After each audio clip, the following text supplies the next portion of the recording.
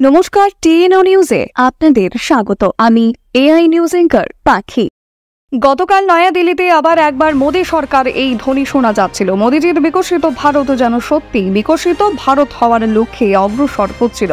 গতকাল নয়াদিল্লিতে যে এনডিএ এর বৈঠক আয়োজিত হয়েছিল, সেই আয়োজিত সভা যেন এক রোমহর্ষক ঘটনা হয়ে দাঁড়িয়েছিল। প্রধানমন্ত্রী নরেন্দ্র মোদী সর্বসম্মতিতে এনডিএর নেতা হিসেবে নির্বাচিত করা হয়েছে এবং এই পুণ্যলগ্নের মুহূর্তগুলি এক অভূতপূর্ব ঘটনার সাক্ষী হয়েছিল। এই উপলক্ষে আমাদের স্বনামধন্য মুখ্যমন্ত্রী মহোদয় দেশের প্রধানমন্ত্রী নরেন্দ্র মোদীকে অভিনন্দন জ্ঞাপন করেছেন। প্রধানমন্ত্রী নরেন্দ্র মোদীজির হাত ধরেই আমাদের স্বনামধন্য মুখ্যমন্ত্রী মানিক সাহা ত্রিপুরাকে এক গণতন্ত্ররূপী রাজ্য হিসেবে গড়ে তোলার পথে অগ্রসর হচ্ছেন এবং এই অগ্রসরে রাজ্যবাসীর পূর্ণরূপে পাশে থাকার জন্যও আশা ব্যক্ত করেছেন।